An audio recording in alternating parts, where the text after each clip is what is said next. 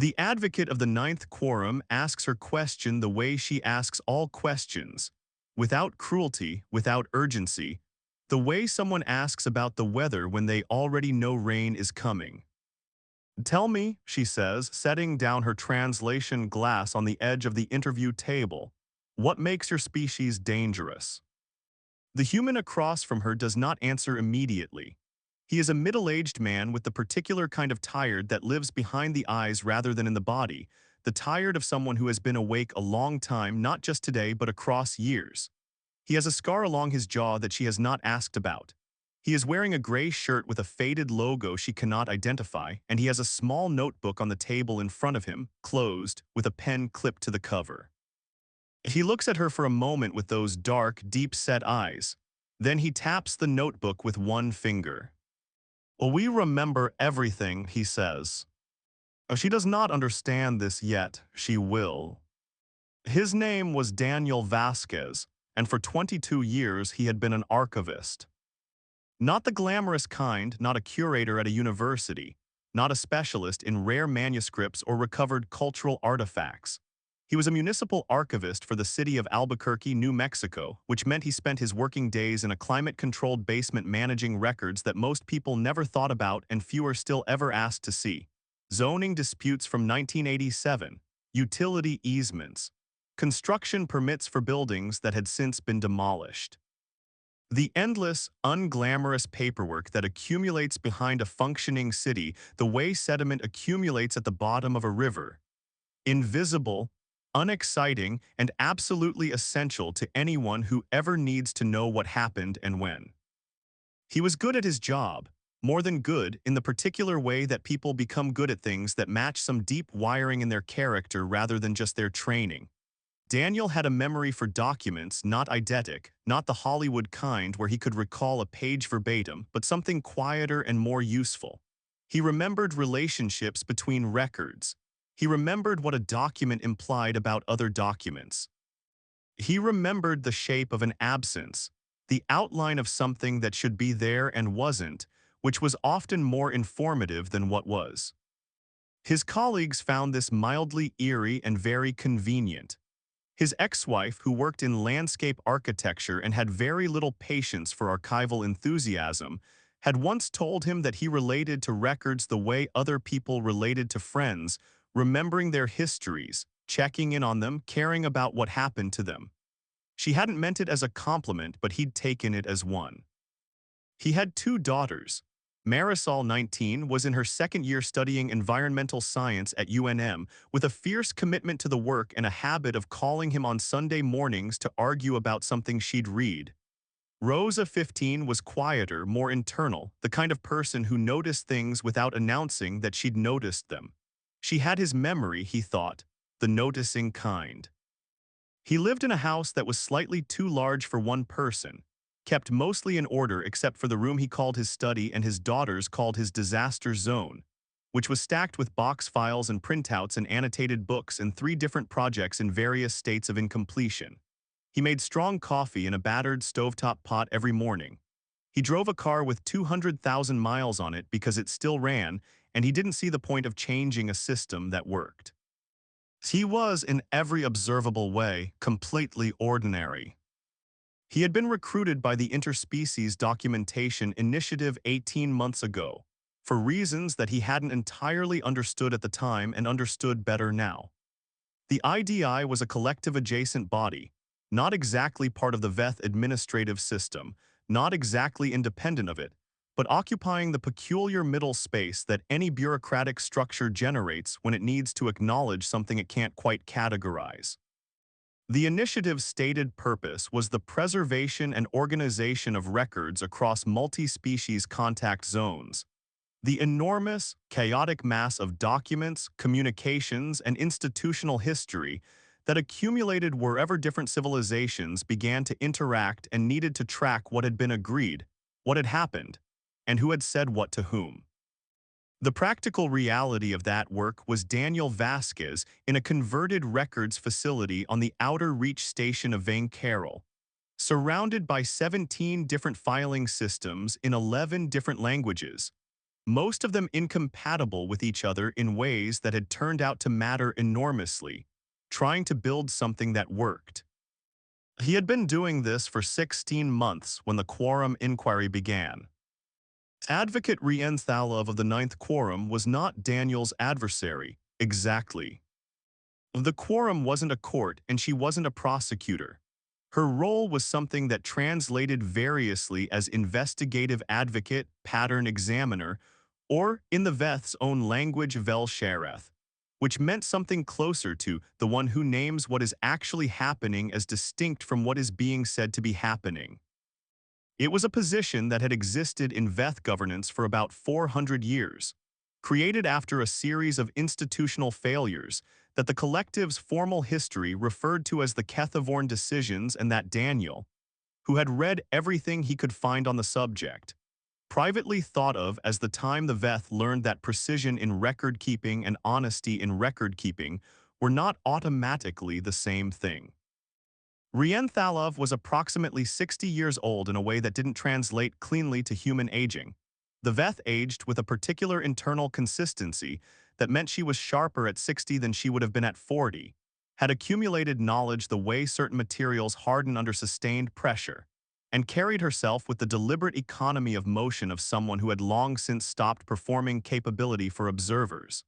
She had served in the quorum for 19 years. Before that, she had been, for 12 years, an administrator in the exact kind of institutional system she now investigated. She understood bureaucracy the way a surgeon understands tissue from the inside, and with the knowledge of what it looked like when it went wrong. She had been assigned to the Vane Carroll Station inquiry 6 weeks ago, following a formal complaint filed by 3 different entities regarding discrepancies in processing records from the station's refugee documentation system. The complaint was, on its surface, about administrative error records that didn't match, timelines that didn't align, documentation that had been completed in the wrong sequence or with the wrong authorizations. What Rienthalov had found in the first 2 weeks of preliminary review was something significantly more deliberate than error. She had not told Daniel this yet when she first called him for interview. She had simply asked him what he did and how he did it in the methodical way she asked everyone everything. And then she had asked him to explain, in practical terms, not conceptual ones, how the IDI's record organization work was conducted. He had explained it for about 20 minutes.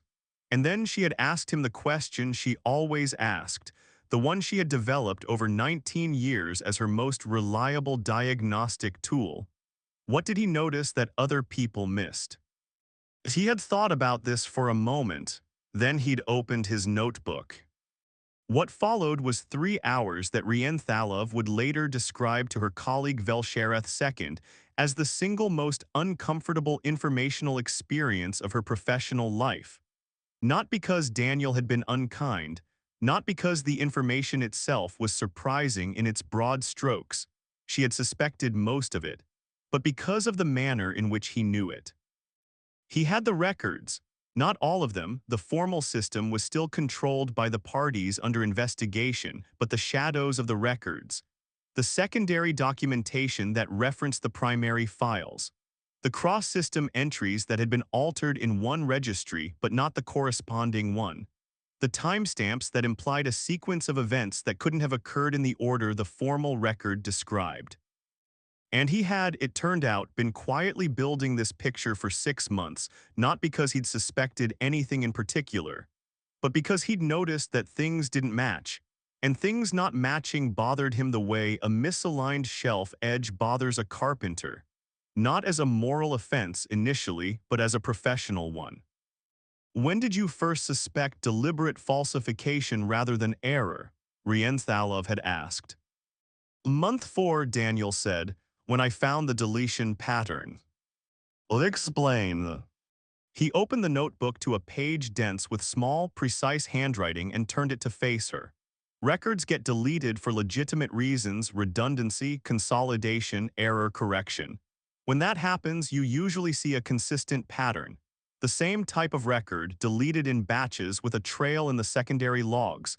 What I found here was a different kind of pattern. Selective deletion. Specific individual records from multiple different systems removed at irregular intervals, all of them relating to a particular subset of applicants in the processing queue. He tapped the page. The records that were deleted were the ones that, if present, would have created a complete picture. What was left behind was technically accurate but structurally misleading. He paused, choosing the word with the care of someone who understood that the right word mattered, edited. Rianthalov had looked at the notebook page. You have been building this record for 6 months. Oh yes, without reporting it.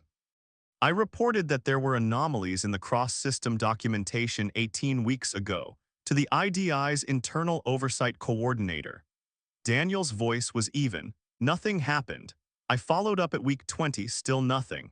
At week 23, I requested a direct meeting with the oversight coordinator, who told me the anomalies were likely due to the inherent complexity of multi-system integration and that they were being monitored. Rianthalov had been quiet for a moment. You did not accept this explanation. I know. Why not? Because the anomalies got more sophisticated over time, Daniel said, not more numerous, more precise. Someone was learning what I was looking for and adjusting. He met her eyes. Errors don't learn, people do. The investigation that Rianthalov was conducting concerned the refugee processing system at Vane Carroll. Specifically, it concerned the system that determined which applicants were approved for transfer to full resettlement status, which were held in extended processing, and which were designated under the administrative category that translated with uncomfortable precision as Velthong Kareth, outside appropriate function for integration. That designation, in theory, was a procedural holding category, a status applied to cases that required additional review, additional documentation, additional time. In practice, as Rianthalov had been discovering, it had been used systematically to suppress a specific population of applicants, not based on the criteria the official processing protocol described. Based on different criteria, applied informally, applied without documentation, applied in ways that left almost no formal trace. Almost. The nature of what had been done was technically sophisticated. The people responsible, she had 3 names, suspected 2 more, could not yet prove the involvement of the 5th, had understood the system well enough to manipulate it with precision. They had removed records. They had altered timestamps. They had created the appearance of legitimate process applied consistently and without bias. What they had not understood was that removing a record from a system doesn't remove it from the world. It removes it from one location. But records cast shadows in the secondary logs, in the cross-reference entries of adjacent systems, in the pattern of what isn't there when something should be. And those shadows, if you knew how to read them, told a story. Daniel knew how to read them. He had been building the counter-record for 6 months. Not the record of what the official system said had happened, but the record of what the shadows implied. Cross-referenced, annotated, organized with the meticulous patience of someone who had spent 22 years understanding that the relationship between documents was as important as the documents themselves. By the time Rianthalov found him, he had reconstructed, from secondary sources alone, the case files of approximately 230 applicants whose primary records had been altered or deleted. He had built, entry by entry, the picture of what the system should have shown if no one had interfered. Rianthalov had looked at this work for a long time in silence. You understood that this documentation could be relevant to a formal inquiry, she said finally. Oh yes. You continued to build it even when your internal report produced no action. Oh yes. You did not take it to external authorities. Not yet, Daniel said. I was waiting until it was complete enough to be useful. Partial evidence in something like this. He shook his head slightly. If I'd gone to someone with fragments, it would have been easier to explain away. I needed enough that it couldn't be explained away. Rianthalov considered this. You were protecting the evidence by finishing it before revealing it. I was making sure it would work. How long have you been an archivist? 22 years.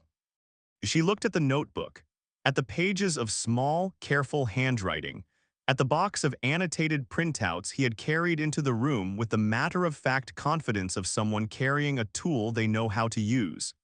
Is this approach, this reconstruction from secondary records, something that is taught in your field? Daniel almost smiled. There's a principle in historical archival work. When primary sources are lost or destroyed, you reconstruct from the traces they left in other sources. Citations, references, records of records, the official document is gone, but the shadow of it exists in everything that touched it. He paused. People who destroy records usually understand records in isolation. They don't always understand records in relationship. They delete the file, but they don't understand that the file existed in a web of other files that still remember it. Rienthalov was quiet for a moment that felt longer than it was. In Vethku. Eltior, she said, there is a concept called Velkon, the closed thing. The understanding that what is officially concluded is concluded and that dwelling upon it serves no productive function. We are taught from early in our education that the past is a record to be consulted for reference, not a present to be relived. The healthy relationship with what has occurred is to understand it, categorize it, and proceed. She paused. This is considered in our culture a form of discipline. An emotional and intellectual maturity. I know, Daniel said, I've read about it. Your species does not practice Velkon. No, he stopped, tried to find the right words.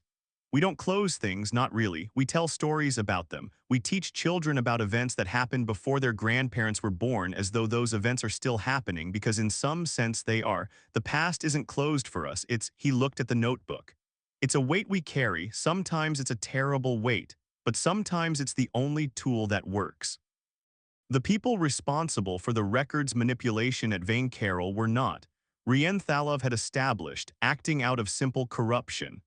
They were acting out of a belief, sincere, systematic, and entirely coherent within its own framework, that the category of applicants they had suppressed represented a specific kind of integration risk.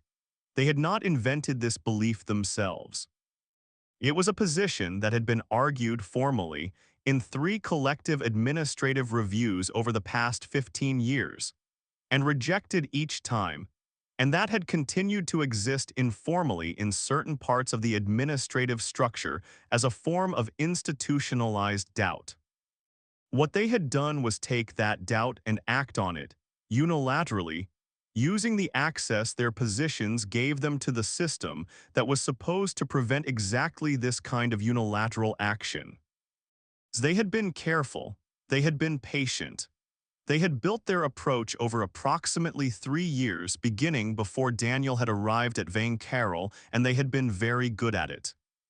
Rienthalov explained all of this to Daniel in their 3rd formal interview session, 6 weeks into the investigation, when she had decided that she trusted him enough to show him the fuller picture she was assembling. Not because she was required to. Because she had come to understand, in the course of 6 weeks of working alongside his reconstructed archive, that the evidence he had built and the evidence she was building were 2 halves of the same argument, and that one of them was more complete with the other present. Daniel listened to all of it without interrupting. He had a quality she had noticed in their first meeting and had paid more attention to since, the quality of someone who could receive difficult information without immediately doing something to manage their reaction to it. He sat with things. He let them settle. And then when he spoke, what he said had the particular weight of words that have been through something before they emerge. The 230 applicants I reconstructed, he said, do you know what happened to them? 181 were assigned to extended processing and remain in that status. The remainder were, Rienthalov paused, designated for non-integration review and transferred to holding facilities administered by a subcontracted entity. What does non-integration review mean in practice? The pause before her answer was longer than it should have been. In practice, it has meant indefinite holding without substantive review. Daniel was quiet. I need the case files I reconstructed to go into the formal record, he said. All 230, as primary evidence not supporting documentation.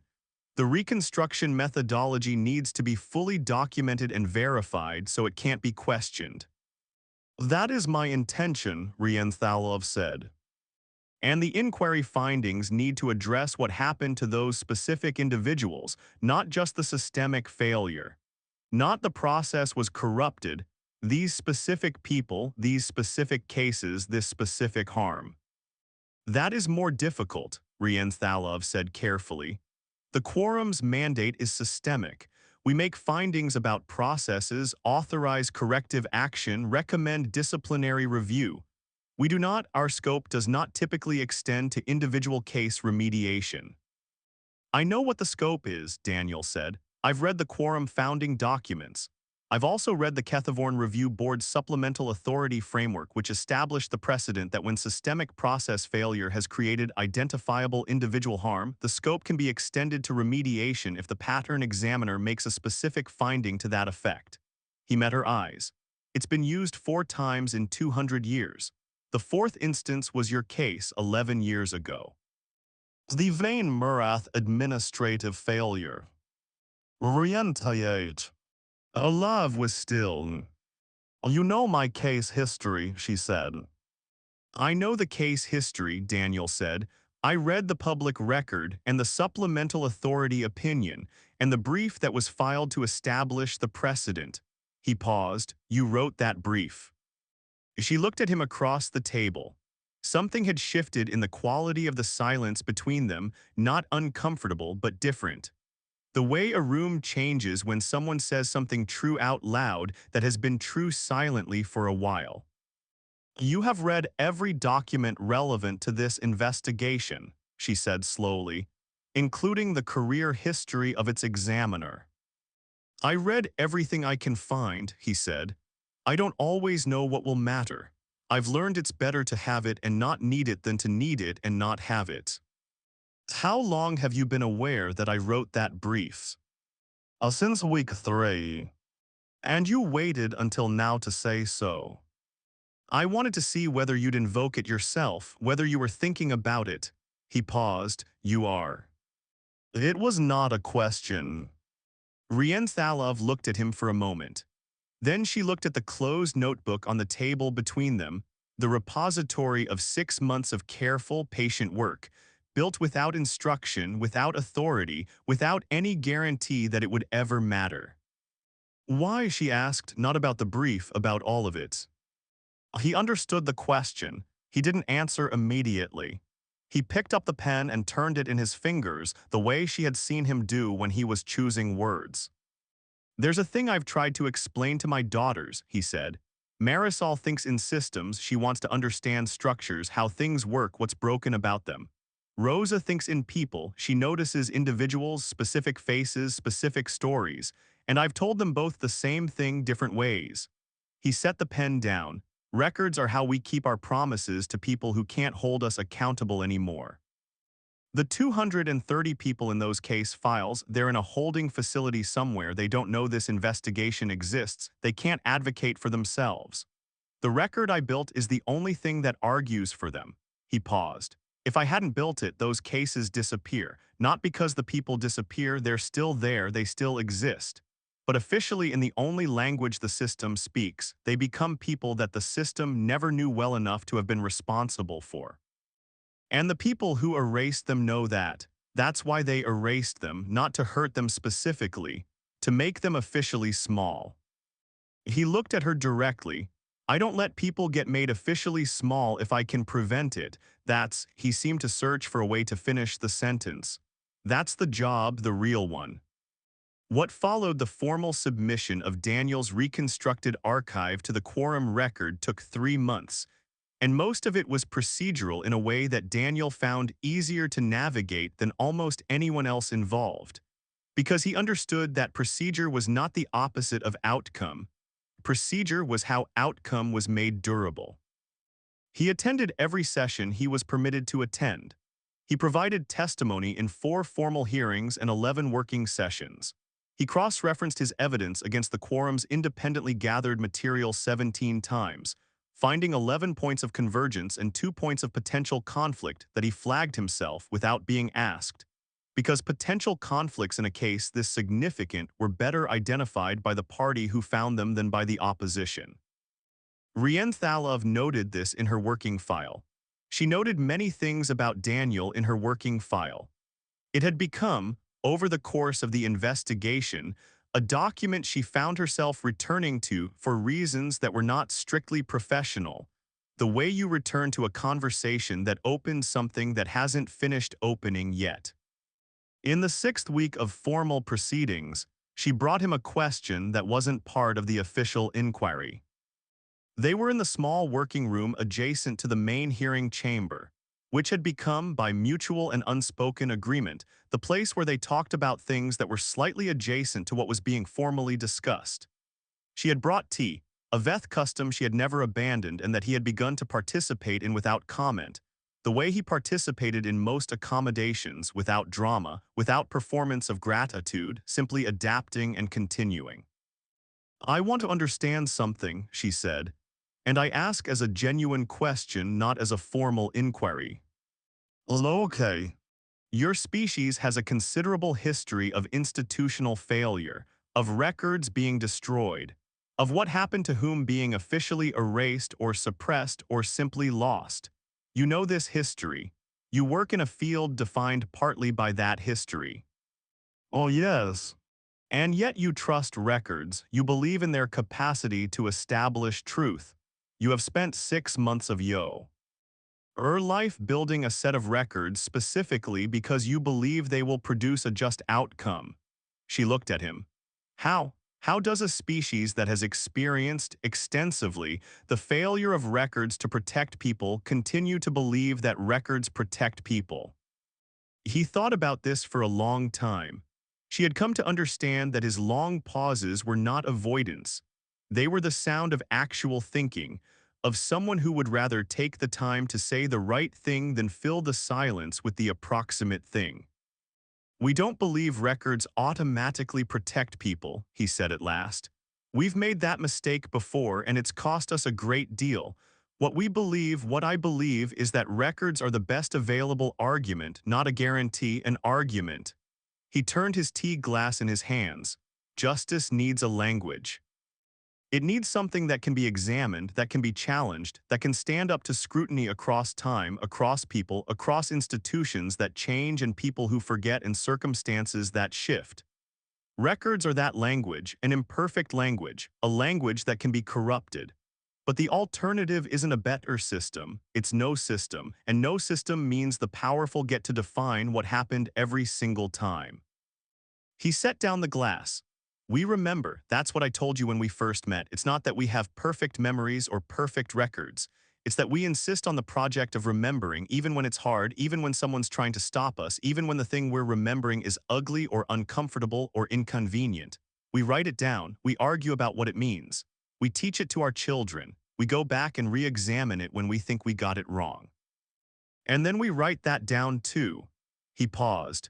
"It's the most human thing I know how to describe. We don't close things. We keep them open because open things can still be made right." Rienthalov was quiet for a long time.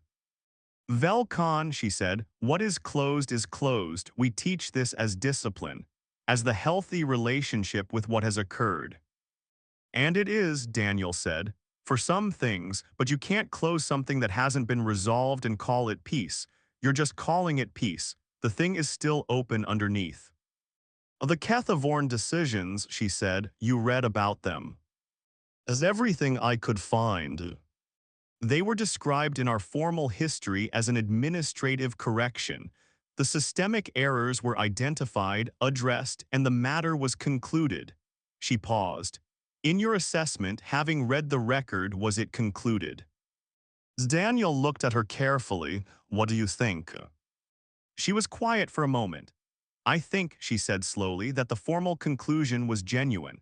The specific errors were corrected, the specific people responsible were disciplined, new protocols were implemented." She paused. but the culture that created the conditions for those errors, the belief structure, the particular way that precision was allowed to become a substitute for honesty, I think that was not addressed. I think it was noted and acknowledged and then officially closed. Another pause, and I think we are here in this room 400 years later because it was not resolved. It was categorized. "Oh, yes," Daniel said, "that's what I think too." She looked at him, at the notebook, at the careful, accumulated record of 6 months of noticing and building and refusing to let something be made officially small. "Your species," she said, "is considered by many in the collective to be unpredictable, emotionally volatile, insufficiently precise. Our assessments of human capability have consistently underestimated you, and our post-analysis has consistently attributed this to the difficulty of modeling irrational behavior." She paused. "I think the assessments have been wrong. I think what we have been calling irrational is something else." "What?" "You are the only species I have encountered," she said, "that treats the past as something that is still happening. That maintains an active relationship with events that are, by our measure, concluded. You grieve for people you have never met who died before your grandparents were born. You make art about events 100 years old as though they are still urgent. You argue about what happened in rooms where no one present was alive when it occurred." She paused. "We have called this a form of irrationality. An inability to properly conclude and move forward. But I think what it actually is accountability. You have built into the structure of how your species experiences time the insistence that what happened to people matters, even after those people are gone, even after the moment has passed, even when it would be easier to close the file and call it history." "Oh, yes," Daniel said quietly, "that's it exactly." "That is why you are dangerous," she said. "Not because you are strong, not because you are numerous, because you remember in a way that cannot be fully erased, because the act of remembering is not a storage function for your species. It is a moral function. You do not remember the past. You are in relationship with it." Daniel was quiet for a moment. "I've never heard it put that way." "I am a Vel Shereth," Rienthalov said. "Naming what is actually happening is my function." The quorum's formal findings were issued 11 weeks after the close of hearings. They ran to several hundred pages and addressed the systemic failure in exacting procedural detail, established disciplinary referrals for the 5 individuals whose involvement had been proven, and recommended a comprehensive overhaul of the cross-system documentation protocols at Vane Carroll and 4 related processing stations. And for the 5th time in 200 years, invoking the supplemental authority framework established in precedent cases including the Vane Murath administrative finding, the advocate of the 9th quorum made a formal finding of individual remediation requirement. 230 names, each one listed, each one's case reconstructed from secondary records and formally entered into the primary archive. Each one's status in the processing system corrected. Daniel was not in the room when the findings were read into formal record. He was in the IDI's records facility, working, because the files didn't stop accumulating while he was in hearings, and the cross-system integration work had a backlog he'd been neglecting for 3 months. Rienthalov's second in charge brought him a copy of the finding summary. He read it standing at his workstation, then set it down, then went back to what he was doing. He called Rosa that evening. It was Sunday back in Albuquerque. Sunday mornings were Marisol's, Sunday evenings were Rosa's, a division of call scheduling that had established itself without being formally discussed and that he thought of as one of the minor organizational achievements of his fatherhood. Rosa answered from her bedroom, which he could tell from the particular acoustic quality, and she asked him how the work was going. He told her it was going well. He told her about the findings without explaining all of the detail, because some of the detail required more context than a phone call allowed, and because Rosa had the useful habit of intuiting which parts mattered without needing every layer spelled out. She was quiet for a moment when he finished. Then she said, "Did it actually help them, the people in the cases?" The ones in extended processing should have their cases reviewed now, under the right process with the right documentation. It doesn't guarantee an outcome, but it means they're back in the system the way they should have been. He paused. The ones in the holding facility, that's going to take longer. The quorum finding creates the legal obligation, but obligation and action aren't the same thing. Someone's going to have to follow up. Oh, is that you? He thought about it. Some of it, there'll be other people too. The finding creates a record, and the record creates accountability, and accountability requires people to be paying attention. He paused. So yes, some of it is me. Rosa was quiet for a moment in the way that meant she was thinking about something and deciding whether to say it. He'd learned to wait. Dad, she said, I've been thinking about what you told me when I was little, about why you became an archivist. You said it was because you wanted to make sure things didn't get lost. Oh, yes. I used to think that was kind of a sad reason. Like, things getting lost is sad, and your whole job is thinking about sad things. And now I think it's the opposite of sad, she said. I think it's the most hopeful job there is, because it means you believe that things being found matters, that it's worth the work.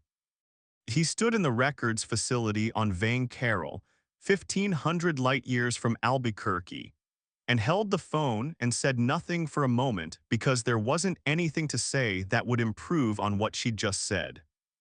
Oh yeah, he said, it is.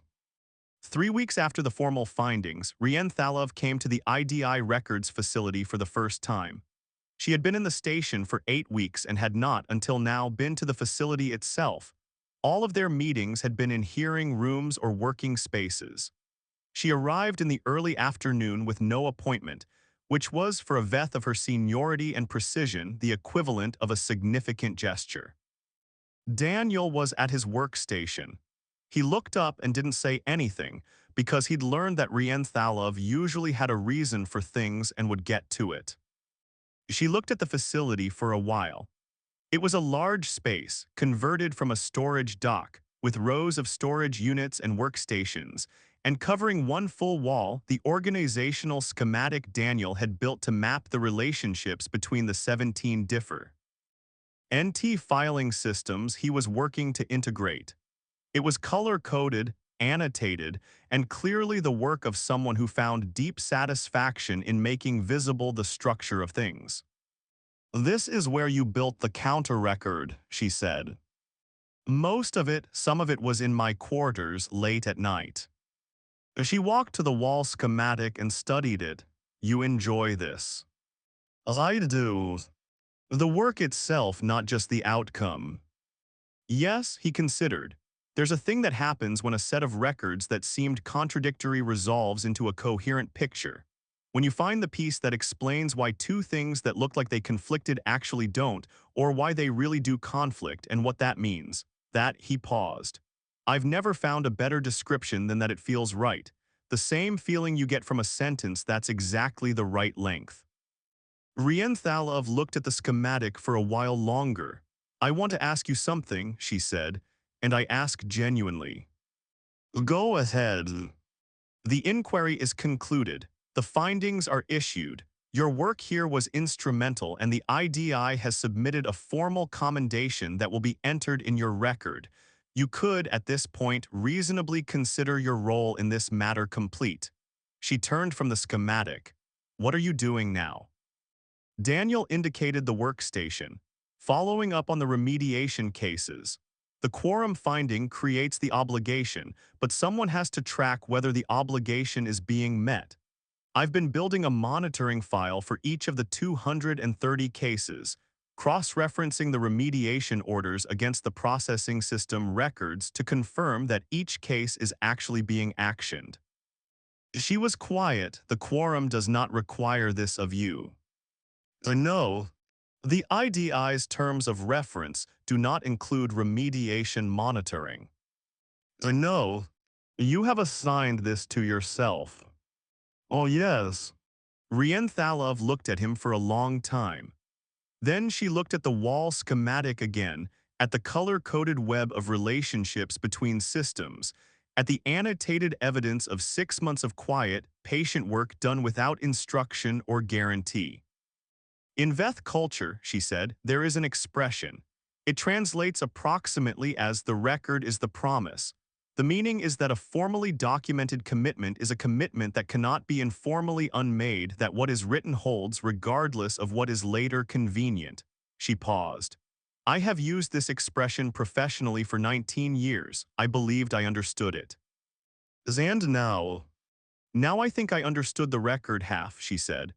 I understood that documents have durability, that written commitments outlast the intentions of the people who made them, survive changes in administration and policy, exist in a form that can be examined and held accountable. She paused.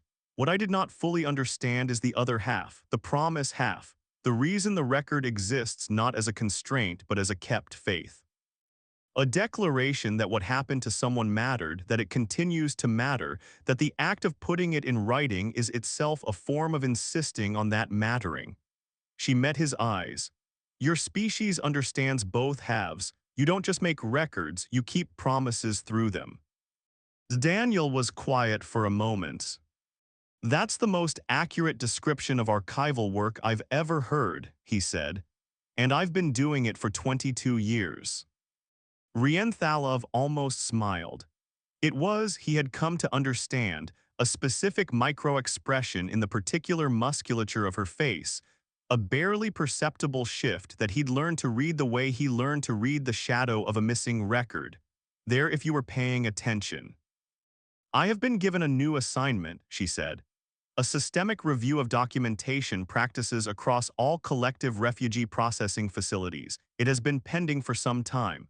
The findings of this inquiry provided sufficient impetus for it to be formally authorized. She paused. The scope is considerable: 14 facilities, multiple administrative systems, significant variation in record-keeping practice and protocol. The review will take, at minimum, 2 years. That's a large project, Daniel said. Yes, she paused. I would like to propose a formal secondment of your position to the review team. Your methodology and your understanding of cross-system documentation would be, she seemed to choose the word deliberately, necessary. Daniel looked at the wall schematic, at the monitoring files on his workstation, at the notebook open beside the keyboard full of small, careful handwriting. He thought about Rosa saying that it was the most hopeful job there was. He thought about the 230 case files, each one a person who was back in a record that had tried to lose them.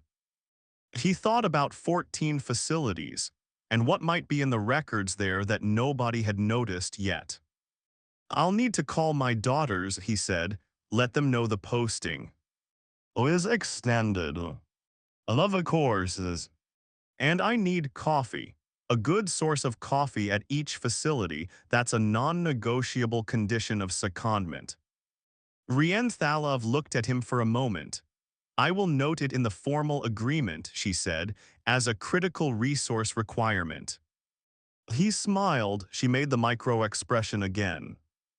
Daniel turned back to his workstation. He opened the first of the 230 monitoring files, checked the remediation order timestamp against the processing system entry, noted the date of confirmation, and moved to the next one. The records were the promise. He was keeping it. 6 months into the cross-facility review, Rienthalov sent a formal summary to the Quorum's Oversight Board.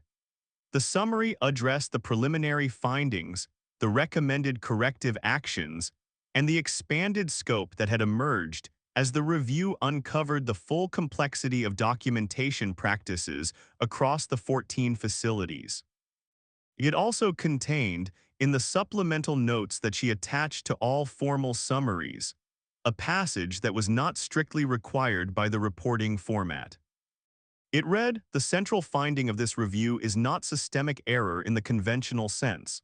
What has been identified is a consistent pattern across facilities of what might be termed record-keeping for compliance, rather than record-keeping for accountability. The production of documentation that satisfies formal requirements without genuinely capturing what happened and to whom. The distinction is subtle in the abstract and significant in practice. A system that records in order to demonstrate that it has recorded is not the same as a system that records in order to know. The former produces documentation that can be used to defend the system. The latter produces documentation that can be used to understand it, and when necessary, to correct it. The integrated methodology being developed through this review draws substantially on archival practices originating in human documentation tradition, which takes as its foundational assumption that records exist not for the system's benefit, but for the benefit of the people the system is designed to serve, including those who come after, including those who were not present, including those who need the record to speak on their behalf because they can no longer speak for themselves. This assumption is not formally stated in collective documentation protocol. It may be worth stating. She sent the summary and went to find Daniel, who was in the records room of Facility 7, cross-referencing a set of processing logs with a secondary database that had never been formally linked to the primary system, and that he had characteristically found by noticing that the timestamps didn't add up. She told him she'd submitted the summary. He looked up from the logs, the supplemental note. I included. He nodded, went back to the timestamps. She stood in the doorway of the records room for a moment, looking at him, the gray shirt, the notebook within reach, the coffee in its battered thermos, the absolute unself-conscious concentration of someone who was entirely in the right place doing the only thing they had ever really wanted to do. Daniel, she said. Well, he looked up. When you said we remember everything, what did you mean exactly? Not the species, you personally. He was quiet for a moment. I meant that I don't stop keeping track of things, people mostly, cases, the people in the records, I carry them. He paused. My daughter Rosa asked me once whether that was sad, having all those people in your head. He looked down at the logs. I told her it depends on what you do with it. And what do you do with it? He wrote something in the notebook, precise, small, careful. Oh, this, he said. Oh, she left him to it. Outside the window of the records room, the station turned slowly in its orbit, and the stars held their positions, and somewhere across the sector, in facilities where records had been made to speak falsely, the slow and certain work of correction continued. And in a filing system that had tried to lose 230 people, every one of those people remained found. There is something in this story that I think about long after the telling is done. Not the investigation, not the formal findings. The image of a man in a basement facility building a counter-record for 6 months without instruction, without guarantee, because things not matching bothered him and he couldn't make himself stop noticing. That's the most human thing I know, not the heroism, not the grand gesture, the daily, ordinary insistence on keeping track, on writing it down, on refusing to let someone become officially small. We carry the past because we are in relationship with it. That's not a weakness. It is the most durable form of strength I have found in any story I've ever told. Thank you for listening all the way through. If something in this reached you, if you thought of someone or something, or some injustice that someone is still carefully keeping track of, I'd love to know in the comments. New stories post every week. Subscribe so you don't miss the next one, and take care of each other. The records we keep of how we treated people, those last.